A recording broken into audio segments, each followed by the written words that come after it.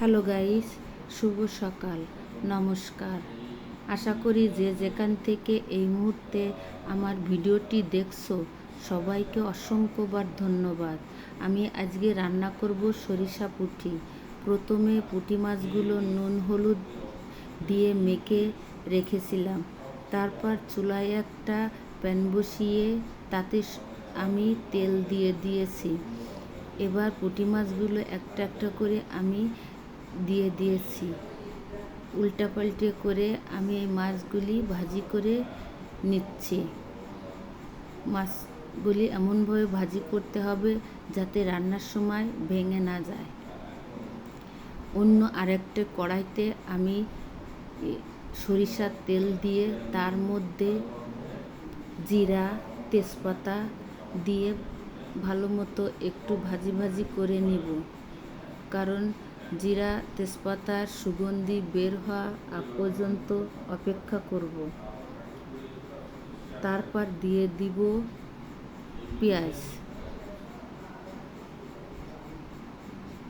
পেঁয়াজটা একটু ভালোভাবে ভাজি ভাজি করতে হবে।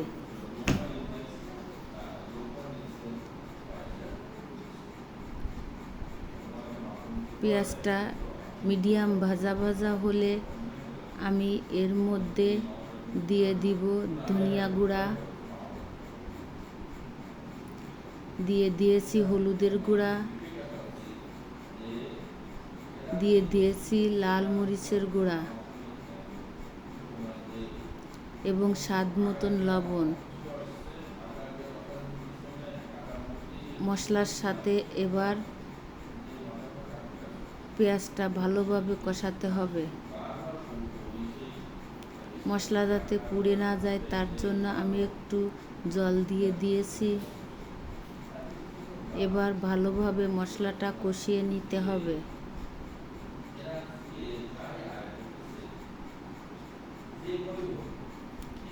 মশলাটা কষানো এমনভাবে কষাতে হবে যে মশলার উপর দিয়ে তেল উঠে আসবে। আমি এই পেস্টটা তৈরি করেছি সরিষা পুঁটির জন্য।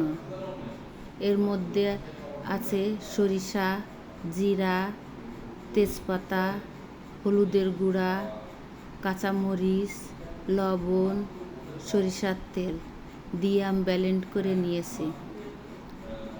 এই ব্লেন্ড করার পেস্ট এমনি খাওয়া যায়, এত সুস্বাদু হয়। তারপর আমি ভালোভাবে এই পেস্টটা কষাতে হবে।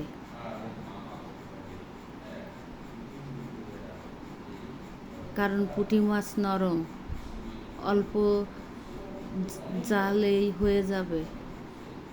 এই জন্য মশলাটা আগেই আমাকে 80% রান্না করে নিতে হবে।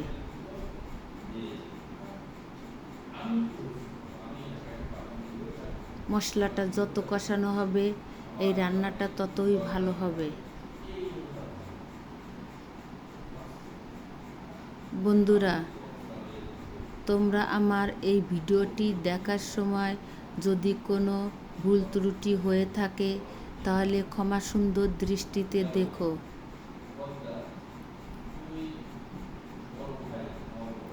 আর তোমাদের যদি কোনো অংশে ভিডিওটি ভালো লেগে থাকে তাহলে লাইক কমেন্ট শেয়ার করে যেমন পাশে আসো তেমন পাশে থেকো।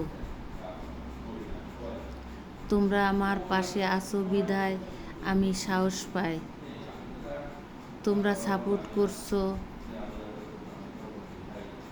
তার জন্য তোমাদের অসংখ্যবার ধন্যবাদ দিই।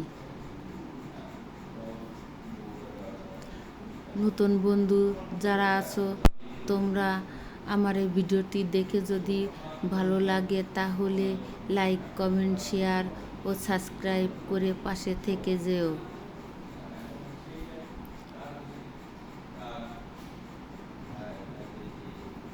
এবার আমি পুঁটি মাছগুলো ঝোলের ভিতর দিয়ে দিলাম। মাছটা দিয়ে আস্তে আস্তে নেড়ে চেড়ে দিতে হবে।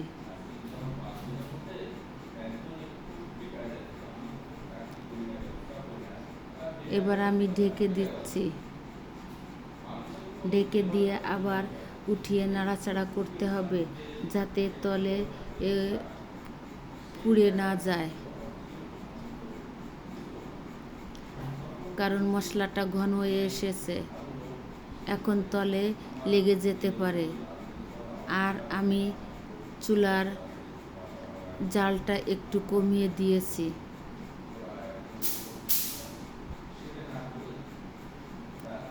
আর আমাকে খেয়াল করতে হবে, বারবার নাড়তে হবে।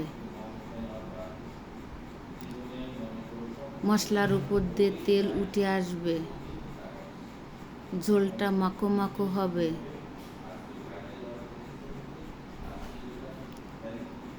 এই ঝোলটা দিয়ে ভাত অনায়াসে 1 প্লেট খাওয়া যায়। পুঁটি মাছে কাটা, তবুও এর যে স্বাদ হবে সেই স্বাদের জন্যই বাচ্চারাও খেতে পারবে। ঝোলটা দিয়ে এত সুস্বাদু যে ভাত খাওয়া যাবে।